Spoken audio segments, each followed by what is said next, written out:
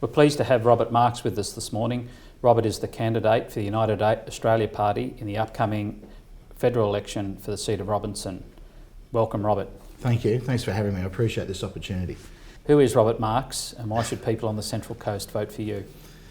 Well, I'm very passionate about the coast. I love the water. My kids grew up here. I believe it is an excellent place to raise a family. I think the environment's absolutely beautiful. Other than having to commute to Sydney and back again, which is a nightmare, once you get here, it's paradise. I always used to cross the bridge on the M1 and say to myself, I've made it, I'm back, I'm home. I love it. I only have good memories about the coast. I've been here 16 years, so I'm almost a local. I've been told you've got to live here 20 years, then you can call yourself a local. What does the United Australia Party stand for and what is its one or two key policy priorities if you're successful? In a nutshell, smaller government, less taxes and less interference in everyone's daily life. The theory or the ethos of the party is people are smart enough to make their own decisions. Now let's let them do it. We want to lower taxes and increase opportunities for people. So for example, the biggest policy is for the age pension. We want to increase that by $150 a week. So we don't want to have a government department telling people what to do. We don't want private enterprise working for government telling people what to do. We want to give pensioners an extra $150 a week and say, you're smart enough to know what to do with it. You're capable to look after yourself and make the right decisions. We trust you. Here's the money you deserve. The second policy is if you're a homeowner, and this is one of the conundrums in Australia, we have the lowest interest rates in living history, but we're committing more of our income, our disposable income, to cover that mortgage. So there's a hell of a lot of mortgage stress out there. We want to make owner-occupied mortgages tax deductible. Now the average mortgage on the coast is $300,000.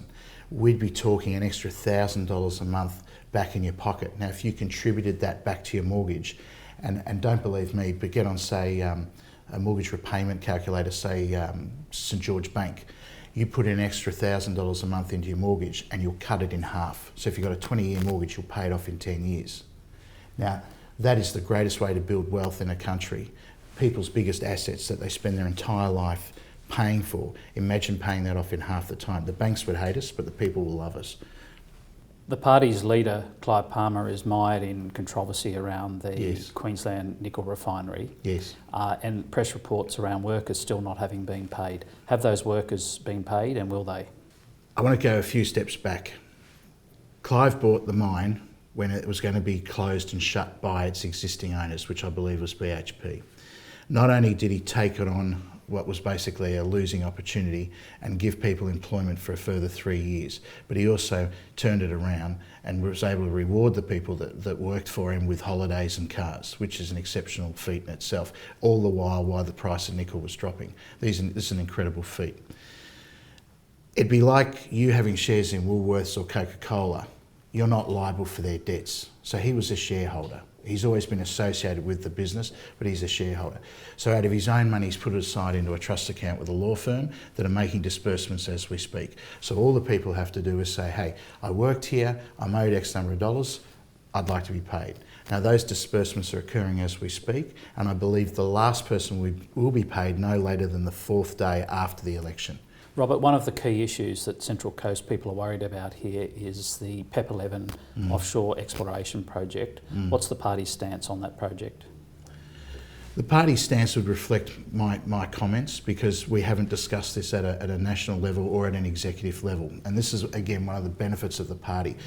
The party will allow candidates to reflect and create policy for the party. And I've listened to everyone in the area and they're telling me the same things. And if you use common sense and logic, nothing good comes out of this. Several years ago, I had lunch with one of the top guys at GE and he told me the Americans see Australia as the next Saudi Arabia, but they don't want us to know that.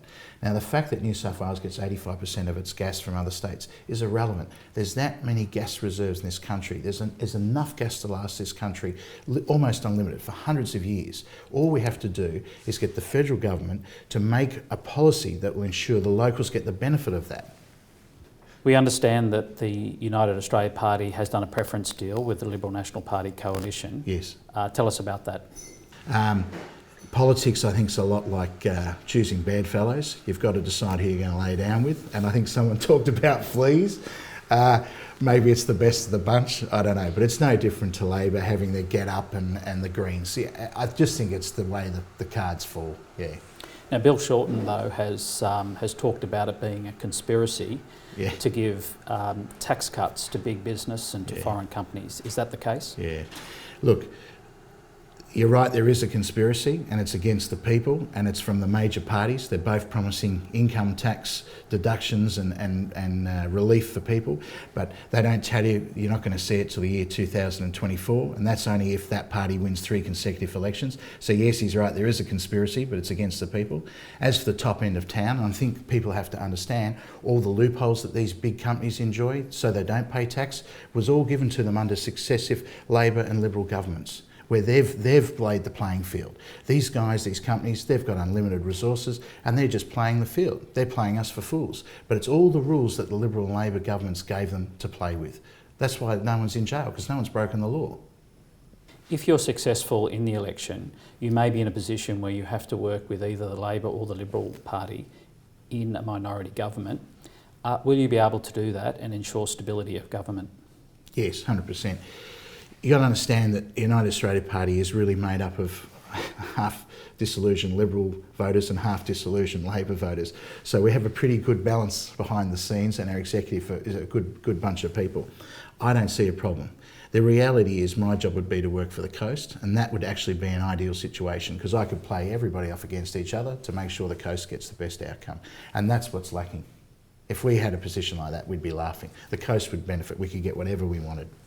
Would it be possible with a Labor minority government, though? They've been quite hostile towards the United Australia Party. I don't want to deal with the devil, but I'll make an outcome that works for the coast. There's a lot of things that the coast needs, not to mention roads that are going to take 120 years to fix on our current budget. So priorities like that, and the commuters and local employment and money back into TAFE, there's plenty of opportunities for me to do business with anyone. Can we ask you specifically about the cutting of franking credits to retirees? Now that's a policy that the Shorten government has announced. Would you, if you were working with them in government, would you support that policy?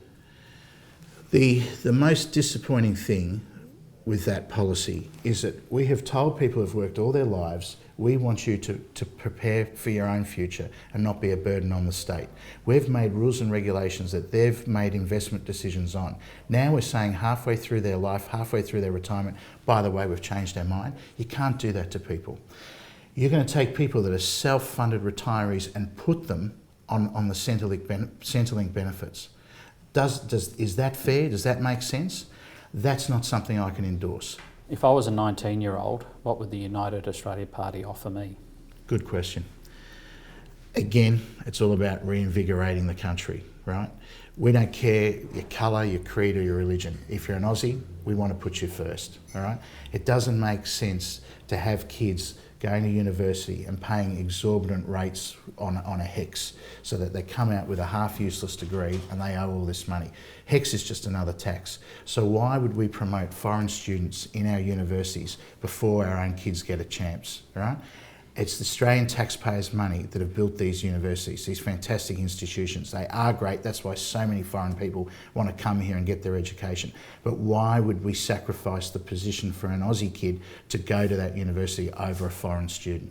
So the first thing we want to do for kids, if they want a university as a path of education, put them first.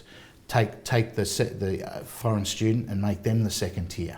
Make more positions available for the Aussies. Make it more affordable. Get rid of HECS. It's counterproductive. Why would you say to a kid, I want you to invest in your future, but by the way, when you come out, you're going to have a noose around your neck called HECS. That's not how you make Australia great. Robert, tell us about Clive Palmer. What sort of bloke is he? He's a funny guy. He realised in life early on, his first wife died of tragic circumstances with an incurable disease, and he realised that money just can't buy everything. And he often says to me, people come and go, but ideas live forever. And that's what appealed to me, that idea of leaving a legacy, that's something you can do beyond the grave, that you can help people. That's why I bought it. I thought, I love this guy, I love what he says, and I love his passion. And I also think there is a room in this country for another political party. And as I said, like Don Chipp used to say, keep the bastards honest.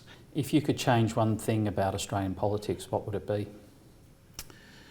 I hate the laziness, I hate the gravy train, I hate the self-serving politician. They've become, how do I explain it? They've lost touch with what their role is, what their job is. I've always said I'd do 2 terms, right? Get in and get out and make a hell of a difference. I don't want to be a career politician, all right? And I think we should limit our politicians to 2 terms. Keep the blood fresh, keep the ideas new, keep the passion in the parliament. You know, you've got people in parliament that have been in there for 30, 40 years. What the hell have they been doing? Labor and Liberal, they've had our chances. We've given them a go. We need fresh blood, and that's the opportunity that I can give. That's why I want people to vote for me. Robert, look, thank you very much for answering our questions. We wish you well in the upcoming election, as we do with all the candidates, so good luck. Thanks, mate. Appreciate it. Yeah.